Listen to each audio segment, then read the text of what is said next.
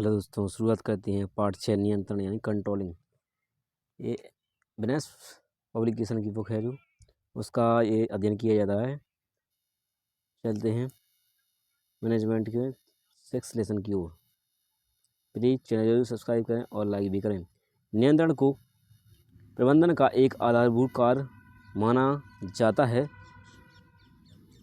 इसके माध्यम से अधीनस्थों से चयनित परिणामों की इच्छा रखने के लिए प्रबंधकों को उनकी गतिविधियों पर प्रभावी नियंत्रण करने की जरूरत होती है। अर्थात नियंत्रण का आशय संगठन में नियोजन के अनुसार क्रियाकलापों के निष्पादन करने से है। नियंत्रण में इस बात का भी ध्यान रखा जाता है कि लक्ष्य प्राप्ति हेतु पूर्व निर्धारित साधनों का कुशलतम तथा दक्षतापूर्ण उपयोग किया जाए। अतएव नियंत्रण एक उद्देश्यमूलक कार्य के रूप में निरूपित होता है। कुर्ट्ज एवं ओ डोनेल के अनुसार प्रबंधकीय नियंत्रण के अंतर्गत वास्तविक प्रगति तथा निर्धारित परिमापों के विचलनों का पता लगाया जाता है तथा उन्हें दूर करने के लिए सुरक्षात्मक कार्रवाई की जाती है ताकि नियोजन के अनुसार उद्देश्यों की प्राप्ति की जा सके। EFL ब्रिज के अनुसार नियंत्रण का अभिप्राय वर्तमान प्रगति तथा संतोषजनक निष्पादन को सुनिश्चित करने के लिए वर्तमान निष्पादन की तुलना पूर्व निर्धारित परिमापों से करना है तथा इन योजनाओं के कार्यान्वयन से प्राप्त अनुभवों को अपेक्षित क्रियाओं के मार्गदर्शन हेतु संचयन करना है। रॉबर्ट एंथोनी के कथन के अनुसार नियंत्रण प्रबंधन की एक ऐसी प्रक्रिया है जो प्रबंधकों को इस बात का आश्वासन दिलाती है कि संगठन के लक्ष्यों की प्राप्ति के साधनों की उपलब्धि एवं प्रयोग प्रभावशाली रूप में तथा कुशलता से किया जा रहा है। जॉर्ज आर टेरी के अनुसार नियंत्रण का आशय यह सुनिश्चित करना है कि क्या किया जा रहा है, अर्थात निष्पादन का मूल्यांकन करना है और यदि आवश्यक हो तो सुरक्षात्मक सुधारात्मक कदम उठाना है ताकि निष्पादन योजनाओं के अनुसार हो सके। फिलिप कोटलर के अनुसार नियंत्रण वह प्रक्रिया है जिसकी मदद से वास्तविक परिणामों को इच्छित परिणामों के निकट लाने का प्रयास किया जाता है। कुर्ट्ज एवं ओडोनेल के अनुसार नियंत्रण का प्रबंधकीय कार्य अधीनस्थ कर्मचारियों द्वारा निष्पादित कार्य का मूल्यांकन करना है और उसमें आवश्यक सुधार करना होता है ताकि वह सुनिश्चित हो सके कि संस्थान के उद्देश्यों की प्राप्ति के लिए निर्दिष्ट योजनाओं को लागू किया जा रहा है या नहीं। नेक्स्ट है नियंत्रण की विशेषताएं एवं प्रकृति।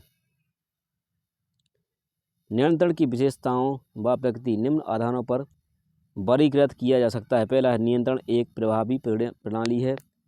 नियंत्रण संपूर्ण रूप से एक प्रणाली प्रभावी है जो किसी कार्य को अपने नियम एवं निर्देश के माध्यम से संचालित करती है। दूसरा है यह योजना का आधार होती है। किसी भी योजना के निर्माण के पूर्व व योजना के निर्माण के पश्चात एक प्रभावी नियंत्रण प्रणाली की जरूरत होती है। इसके द्वारा लक्षित योजनाओं को प्राप्त किया जा सकता है। तीसरा है सार्वभौमिक प्रणाली नियंत्रण प्रबंधन के सभी स्तरों पर लागू होती है। यह न केवल प्रबंधन तक सीमित होती है बल्कि उत्पादन, वितरण एवं विपणन के अलावा संपूर्ण क्रियाकलापों में इसका उपयोग किया जाता है। सतत प्रक्रिया, यह एक प्रकार की निरंतर चलने वाली प्रक्रिया है जो लक्ष्य के निर्धारण से लेकर लक्ष्य की प्राप्ति तक निरंतर चलती रहती है तथा पुनः यह उसी चक्रानुक्रम में सतत रूप से गतिशील होती है। 5वां है प्रबंधन का प्रधान कार्य। प्रबंधन की सफलता दरअसल प्रभावी नियंत्रण पर ही आधारित होती है। यदि संगठन में प्रभावी नियंत्रण का अभाव होता है तो संगठन को अपने निर्धारित लक्ष्यों की प्राप्ति में तमाम कठिनाइयों का सामना करना पड़ सकता है। अतः प्रभावी नियंत्रण प्रबंधन की एक मुख्य कार्य माना जाता है। भविष्योन्मुखी प्रक्रिया नियंत्रण सदैव भविष्य की कार्य योजनाओं के आधार पर क्रियाओं कलापों का निर्धारण का वर्गीकरण तथा उनके प्राप्ति हेतु क्रिया विधि का निर्माण करता है। नेक्स्ट है नियंत्रण का महत्व। यह प्रबंधन का अति आवश्यक कार्य है। बिना नियंत्रण के प्रायः उच्च स्तर की योजनाएं असफल हो जाती हैं। एक अच्छी नियंत्रण विधि किसी संस्थान में निम्नलिखित प्रकार से सहायक हो सकती है। पहला हेडिंग इसमें संगठनात्मक लक्ष्यों की प्राप्ति। नियंत्रण संगठन के लक्ष्यों की ओर प्रगति का मापन करके विचलनों का पता लगाता है। अगर कोई विचलन सामने आता है तो यह उसमें सुधार करता है। इस तरह नियंत्रण संगठन का मार्गदर्शक होता है तथा सही मार्ग पर चलाते हुए संगठनात्मक लक्ष्यों की प्राप्ति में सहायक सिद्ध होता है। नेक्स्ट है मानकों का मूल्यांकन। एक उत्तम नियंत्रण प्रणाली द्वारा निर्धारित मानकों की वास्तविकता और उद्देश्यपूर्णता को स्थापित किया जा सकता है। एक दक्ष नियंत्रण प्रणाली से संगठन के वातावरण में होने वाले परिवर्तनों की सावधानीपूर्वक जांच पड़ताल की जा सकती है तथा उनके संबंध में पूर्वावलोकन तथा संशोधन में इससे सहायता मिलती है। नेक्स्ट है संसाधनों का कुशलतम उपयोग। उत्तम नियंत्रण के द्वारा प्रबंधक उपलब्ध संसाधनों का कुशलतम प्रयोग कर सकता है एवं प्रत्येक क्रिया को समय से पूर्व पूर्ण कर सकता है। नेक्स्ट है कर्मचारियों के मनोबल में वृद्धि। एक बेहतर नियंत्रण प्रणाली में कर्मचारियों को पूर्व में ही यह ज्ञात होता है कि उन्हें भविष्य में कौन से कब और कैसे कार्य करने हैं तथा उनके संबंध में उन्हें किस प्रकार के संसाधन उपलब्ध होंगे। इससे कर्मचारी अपने विवेक का उपयोग करते हुए उन कार्यों को सफलतापूर्ण करते हैं। इससे कार्य समाप्ति के उपरांत उनके मनोबल में वृद्धि होने के साथ कार्य की गुणवत्ता में भी बढ़ोतरी होती है। नेक्स्ट है आदेश व अनुशासन की सुनिश्चितता। नियंत्रण के द्वारा संगठन के अंदर आदेश एवं अनुशासन पूर्व में ही निर्धारित हो जाते हैं। इससे अकर्मण्य कर्मचारियों की क्रियाओं का निकटता से निरीक्षण करके उसके असहयोगी व्यवहार को कम करने में प्रबंधकों सहायता मिलती है। पहला है 6वां है इसमें कार्य में समन्वय। नियंत्रण उन सभी क्रियाकलापों तथा प्रयासों को निर्देश देता है जो संगठनात्मक लक्ष्यों को प्राप्त करने हेतु निर्धारित किए जाते हैं। प्रत्येक विभाग के कर्मचारी पूर्व निर्धारित मानकों के अनुरूप कार्य करते हैं तथा एक दूसरे से सहयोग की भावना से कार्य को पूर्ण करने में अपना योगदान देते हैं। नेक्स्ट है नियोजन एवं नियंत्रण संबंध। नियोजन एवं नियंत्रण संबंध नियंत्रण प्रबंधन के जुड़वा कार्य माने जाते हैं। नियंत्रण प्रणाली में कुछ मानकों को पहले से निर्धारित कर लिया जाता है। कार्य निष्पादन के समय यही मानक को नियंत्रण के लिए आधार मान प्रदान करते हैं। वे नियोजन द्वारा भी सुलभ कराए जाते हैं। अगर एक बार नियोजन सक्रियात्मक हो जाता है तो नियंत्रण के लिए यह जरूरी हो जाता है कि निरीक्षण एवं आने वाली कठिनाइयों को खोज कर इस बात को सुनिश्चित कर लें कि जो भी कार्रवाई हुई है वह नियोजन के अनुरूप की जा रही है या नहीं। यदि कार्य निष्पादन में कठिनाई आ रही है तो उस कठिनाई को दूर करने के सर्वोत्तम उपाय खोजने चाहिए। नियोजन तथा नियंत्रण मध्य संबंध को निम्न प्रकार से स्पष्ट किया जा सकता है। पहला, नियोजन नियंत्रण हेतु आधार प्रदान करते हैं। नियोजन नियंत्रण हेतु मानकों का निर्धारण करते हैं। नियोजन यानी नियंत्रण नियोजनों के बिना अपूर्ण माना जाता है। नियंत्रण की प्रक्रिया। नियंत्रण एक सतत गतिशील प्रक्रिया है जिसमें निम्न चरण होते हैं। पहला, निष्पादन के मानकों का निर्धारण। नियंत्रण प्रक्रिया का प्रथम कार्य निष्पादन के मानकों का निर्धारण करना होता है। मानक एक प्रकार के मापदंड होते हैं जिसके अंतर्गत वास्तविक कार्य निष्पादन को माना जाता है। मानकों को परिमाणात्मक एवं गुणात्मक दोनों गुणों के रूप में मापा जा सकता है। नियंत्रण प्रक्रिया के चरण। पहला चरण है इसमें मानकों या मापकों का निर्धारण। दूसरा, कार्य निष्पादन का मापन अथवा वास्तविक प्रगति का मापन। तीसरा है इसमें वास्तविक निष्पादन की परिमापों से तुलना। चौथा है विचलनों का विश्लेषण। पांचवा है सुधारात्मक कार्यवाही।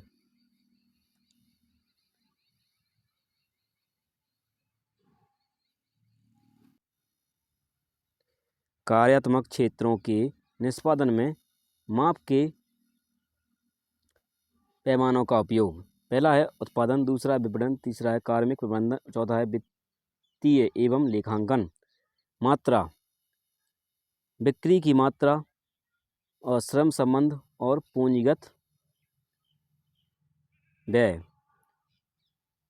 तीसरा है गुण और विपणन में है विक्रय व्यय, कार्मिक श्रम आवृत्ति और विक्रय एवं लेखांकन में है स्कंध। उत्पादन में है लागत, व्यक्तिगत कार्य निष्पादन।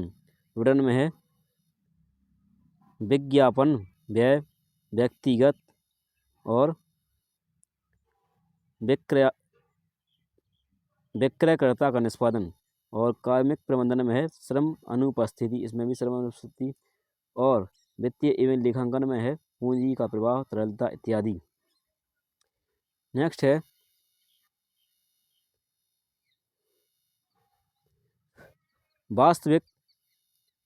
वास्तविक निष्पादन की मांग। वास्तविक निष्पादन की माप कार्य निष्पादन के मानकों के निर्धारण के पश्चात नियंत्रण प्रक्रिया में अगला चरण वास्तविक कार्य के निष्पादन की माप करना होता है। माप उद्देश्यपूर्ण एवं विश्वसनीय विधि से होना चाहिए। कार्य निष्पादन की विभिन्न विधियों उपलब्ध हैं जिसके आधार पर व्यक्तिगत जांच, नमूना जांच, प्रगति रिपोर्ट आदि को सम्मिलित किया जाता है तथा उसकी तुलना निर्धारित मानकों से की जाती है। तीसरा है यथार्थ निष्पादन की निर्धारित मानकों से तुलना। इसके तहत वास्तविक निष्पादन की तुलना निर्धारित मानकों से की जाती है। इस तुलना में इच्छित एवं यथार्थ परिणामों में अंतर हो सकता है। मानकों का निर्धारण अगर परिमाणात्मक आधार पर किया जाता है तो तुलना सरल हो जाती है। चौथा है विचलन का विश्लेषण। सभी प्रकार के क्रियाओं के पूर्ण होने के उपरांत भी यदि कुछ कठिनाई उत्पन्न होती है तो इन कठिनाइयों का क्या प्रभाव विभिन्न क्षेत्रों पर पड़ता है उनका पूर्व से ही विस्तृत विश्लेषण कर लिया जाना चाहिए। नेक्स्ट है सुरक्षात्मक कार्यवाही करना। नियंत्रण प्रक्रिया के अंतिम चरण में सुरक्षात्मक कार्यवाही करनी पड़ती है। यदि कठिनाइयाँ अपनी निर्धारित सीमा के अंदर हों तो सुरक्षात्मक कार्यवाही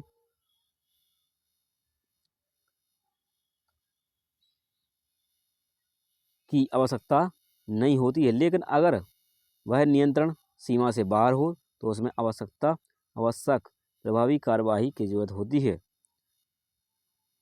प्रबंधकीय नियंत्रण की तकनीकियाँ। प्रबंधकीय नियंत्रण तकनीकों को मुख्यतः 2 वर्गों में विभाजित किया गया है, जो निम्न प्रकार से हैं। पहली है पारंपरिक तकनीकियाँ। इसका तात्पर्य इन तकनीकों है जिसका उपयोग लंबे समय से किया जा रहा है एवं ये तकनीक वर्तमान समय में भी उपयोग में लाई जा रही हैं। इनके तहत निम्न को शामिल किया जाता है। पहला, व्यक्तिगत अवलोकन अथवा निरीक्षण। यह नियंत्रण की सबसे लोकप्रिय व प्रभावी विधि है।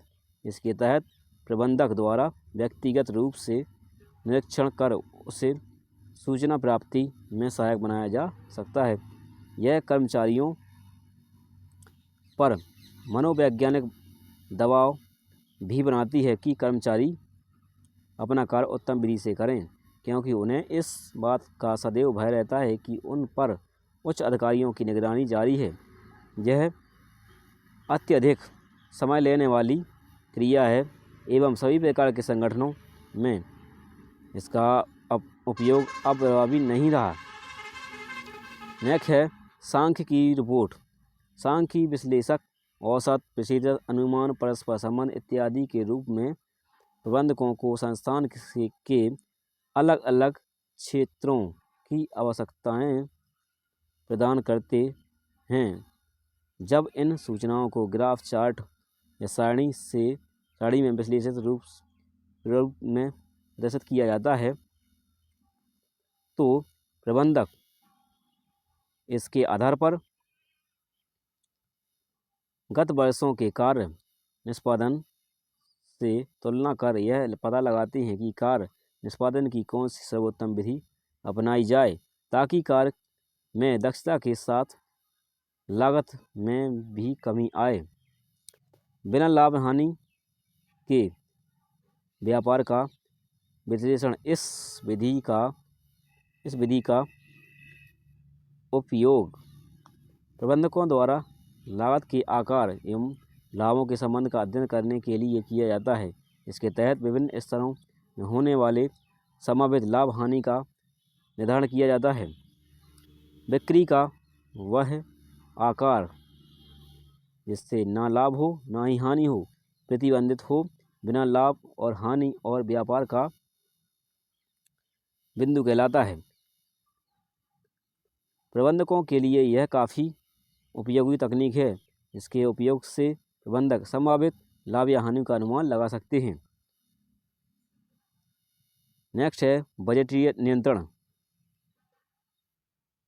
बजटीय नियंत्रण, इसके तहत सभी कार्यों का नियोजन पहले से ही बजट के रूप में दर्शाया जाता है एवं यथार्थ परिणामों की तुलना बजटीय मानकों से की जाती है। यह तुलनात्मक अध्ययन इस तथ्य की ओर अग्रसर करता है कि संगठनात्मक उद्देश्यों की प्राप्ति को प्राप्त करने के लिए क्या आवश्यक कार्यवाही करनी चाहिए। ज्ञातव्य है कि बजट एक परिणात्मक विवरण है। इसका प्रयोग भविष्य में तैयार की गई योजनाओं के निष्पादन हेतु किया जाता है। नेक्स्ट दूसरी हेडिंग है आधुनिक विधियाँ।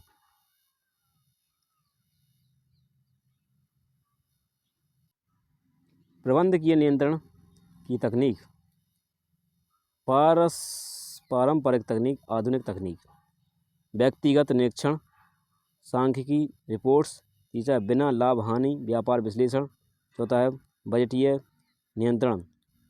अब आधुनिक तकनीक में है विनियोग पर प्रत्याय, उत्तरदायित्व लेखांकन, प्रबंधन अंकेक्षण, प्रबंधन सूचना TERT और CPM और अनुपात विश्लेषण के अंतर्गत है तरलता, आवर्त, शोधन क्षमता, लाभप्रदता इत्यादि। सुधारात्मक कार्यवाही के कुछ उदाहरण इस प्रकार हैं। विचलनों के कारण की जाने वाली सुरक्षात्मक कार्यवाही, दोषपूर्ण माल, प्रयोग में आने वाले माल की निर्दिष्ट किस्म में बदलना, दोषपूर्ण मशीनें, वर्तमान मशीनों की मरम्मत तथा उसकी मरम्मत न हो सके इसकी स्थान पर नई मशीनें, अप्रचलित मशीनों को आधुनिक तकनीक के अनुसार उन्नतिशील बनाना होगा। दोषपूर्ण प्रक्रिया, विद्यमान प्रक्रिया के अनुसार कार्य की भौतिक दशा, दोषपूर्ण कार्य की भौतिक दशा को उन्नतशील बनाना होगा। नेक्स्ट है ग्राफ, बिना लाभ हानि व्यापार। इसमें लागत एवं आगत, रुपए में लागत, बिना लाभ हानि व्यापार बिंदु ये वाला है। हानि जब नीचे होगी तो हानि होगी। कुल आगम, इसमें लाभ, कुल लाभ होगा। इसमें स्थायी परिवर्तनीय लागत, और यहाँ पर है इससे ग्राफ नीचे आएगा तो स्थायी लागत होगी। ये है बिक्री आकार यूनिट हजार में 25,000, 75,000। आधुनिक विधियाँ,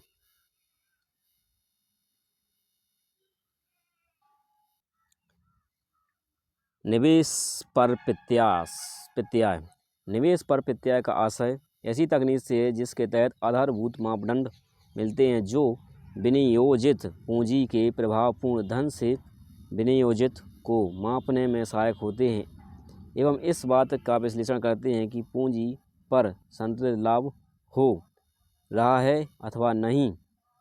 इसका उपयोग संगठन के संपूर्ण निष्पादन का माप करने हेतु किया जा सकता है। नेक्स्ट है निवेश पर प्रत्याय, निवल आय, और इसमें है नियोजित पूंजी। दूसरा है अनुपात विश्लेषण।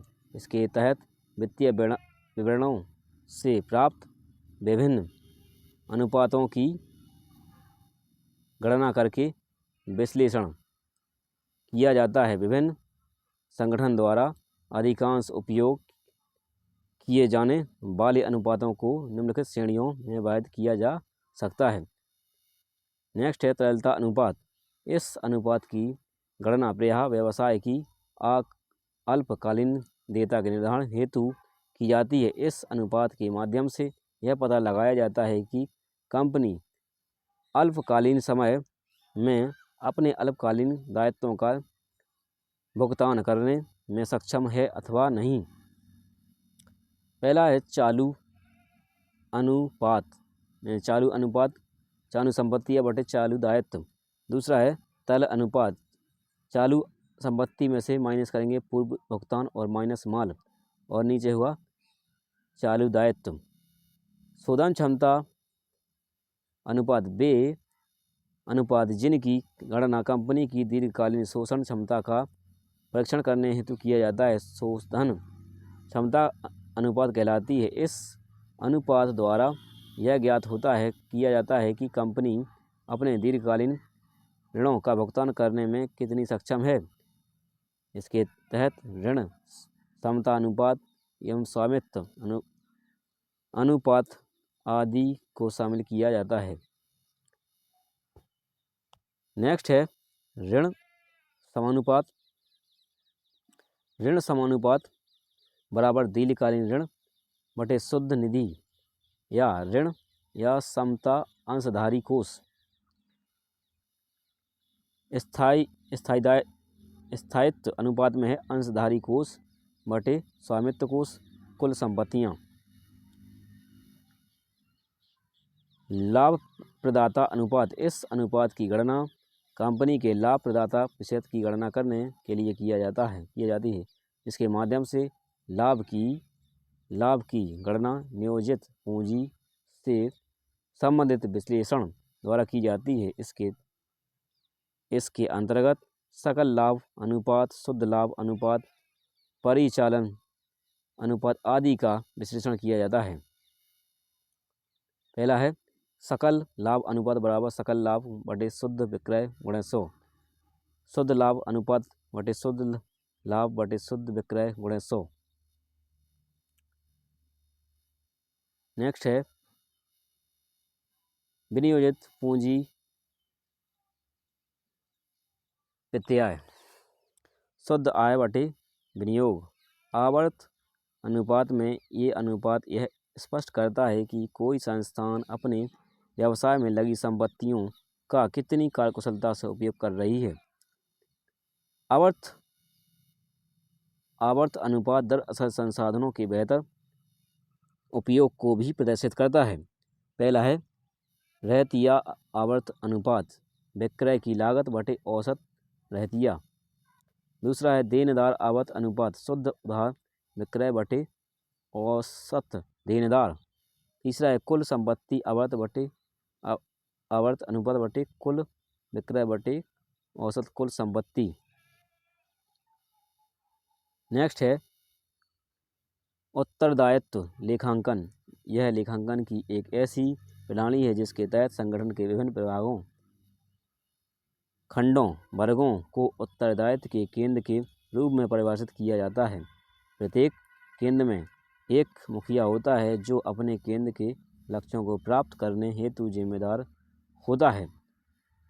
उत्तरदायित्व केंद्र निम्नवत हो सकते हैं। पहला लागत केंद्र। यह किसी संगठन का वह केंद्र है जिसका प्रबंधन उस केंद्र पर व्यय होने वाली लागत के लिए जिम्मेदार होता है। जैसे किसी संगठन के उत्पादन विभाग को लागत केंद्र के रूप में परिभाषित किया जा सकता है। पहला है आगम केंद्र। आगम केंद्र व्यावसायिक संगठन का महत्वपूर्ण केंद्र होता है जो आगम अथवा लाभ उत्पन्न करने हेतु उत्तरदायी होता है। यदि यथार्थ आय निर्धारित आय की तुलना में कम या ज़्यादा होती है तो इसका उत्तरदायित्व इस केंद्र के मुखिया पर होगा। लाभ केंद्र। यह किसी संस्थान का वह उपखंड है जिसका प्रबंध आगम एवं लागत दोनों के लिए उत्तरदायी होता है। जैसे मरम्मत एवं रखरखाव विभाग। विनियोग केंद्र। यह केंद्र लाभ के साथ साथ संपत्तियों के रूप में किए गए निवेश हेतु भी उत्तरदायी होता है। निवेश केंद्र के प्रदर्शन को पहचानने हेतु निवेश के प्रत्यय की गणना की जाती है। नेक्स्ट है प्रबंध अंकेक्षण। इसका अभिप्राय संगठन के संपूर्ण कार्य निष्पादन की विधिवत रूप से की गई समीक्षा से है, जिसका मूल उद्देश्य संगठन की दक्षता एवं प्रभाविता को पुनः अवलोकन करना एवं उनकी कार्यप्रणाली में सुधार लाना है। प्रबंध अंकेक्षण से मुख्यतः निम्नांकित लाभ प्राप्त हो सकते हैं। पहला, यह प्रबंधकीय कार्यों के निष्पादन में वर्तमान तथा भविष्य में होने वाली कठिनाइयों को उजागर करने में सहायक होता है। दूसरा, यह संगठन के निष्पादन प्रबंध का लगातार निरीक्षण करता है एवं उनकी नियंत्रण प्रणाली को उन्नत बनाने में मददगार साबित होता है। तीसरा है, यह कार्यशील विभागों में समन्वय को उन्नतशील बनाता है जिससे वे संगठन के लक्ष्यों की प्राप्ति हेतु अधिक दक्षतापूर्ण विधि से सहयोगात्मक रूप से कार्य करने में सक्षम होते हैं। नेक्स्ट है संगठन के वातावरणीय परिवर्तनों के तहत यह प्रबंधन की वर्तमान नीतियों को आधुनिक बनाने का एक सर्वोत्तम माध्यम साबित होता है। पूर्व लोकन तकनीक PERT एवं अवलोचनात्मक उपाय प्रणाली कार्य का मूल्यांकन तथा पुनर्निरीक्षण तकनीक और अवलोकनात्मक उपाय प्रणाली नियोजन एवं नियंत्रण दोनों में उपयोग की जाने वाली अत्यंत महत्वपूर्ण तकनीकियां हैं। ये उन्हें निम्नानुसार वर्णित किया जा सकता है। पहला है पुनरावलोकन तकनीक। वह परियोजना प्रबंधन के क्षेत्र में बहुत ही महत्वपूर्ण तकनीक है। इसका उपयोग प्रायः किसी परियोजना की प्रारंभिक समीक्षा करने हेतु किया जाता है। इसके द्वारा समय व संसाधनों के मध्य सामंजस्य स्थापित कर कुशलतापूर्व लक्ष्य प्राप्ति की जा सकती है। आलोचनात्मक उपाय तकनीक। इसके तहत किसी परियोजना को क्रमबद्धता के आधार पर छोटे छोटे भागों में वर्गीकृत करके परियोजना के संबंध में वास्तविक आकलन किया जा सकता है। इसका उद्देश्य संपूर्ण प्रक्रिया को नियोजित कर समन्वय के साथ उसका नियंत्रण करना होता है। नेक्स्ट हेडिंग है प्रबंधन सूचना प्रणाली। पहले बॉक्स देख लेते हैं। इसमें प्रबंधकों द्वारा सामान्यतः प्रयोग में लाए गए जाने वाले कुछ अनुपातों के उदाहरण। अनुपातों के प्रकार। उदाहरण तरलता अनुपात, चालू अनुपात, शीघ्र अनुपात होता है इसका अंतर्गत। शोधन क्षमता अनुपात के अंतर्गत आता है श्रम क्षमता अनुपात, स्वामित्व अनुपात, ब्याज आवरण अनुपात। नेक्स्ट है लाभदायकता अनुपात, सकल लाभ अनुपात, शुद्ध लाभ अनुपात बटे विनियोग पर लाभ। नेक्स्ट है आवर्त अनुपात, स्कंद या आवर्त अनुपात, देनदार बिक्री अनुपात, औसत संग्रह अवधि। नेक्स्ट है हेडिंग है प्रबंध सूचना प्रणाली। यह प्रणाली नवीन सूचनाओं संचार तकनीक पर आधारित होती है। इसके माध्यम से तमाम सूचनाओं को सुलभता के साथ प्रबंधकों के समक्ष प्रस्तुत किया जा सकता है। इसके आधार पर वे निर्णय लेते हैं एवं कार्य की वास्तविक स्थिति का अनुमान प्राप्त करते हैं। यह प्रणाली प्रबंधकों को सही समय पर उचित जानकारी प्रदान करती है, जिससे वे परिमापों के विचलन को रोकने हेतु उचित सुधारात्मक उपाय कर सकें। प्रबंध सूचना प्रणाली में प्रबंधकों को लाभ। पहला है यह संगठन के विभिन्न स्तरों एवं विभागों की सूचनाओं को सरलता से प्रसारित करती हैं। दूसरा, यह प्रणाली नियोजन, निर्णयन, नियंत्रण में सहायता प्रदान करती हैं। तीसरा है प्रबंधकीय सूचनाओं की गुणवत्ता में यह आवश्यक सुधार करती हैं। नेक्स्ट है प्रबंधकीय सूचनाओं की लागत पूंजी को दक्षता के साथ प्रयोग करने में सहायता प्रदान करती हैं। नेक्स्ट है क्वेश्चन आंसर।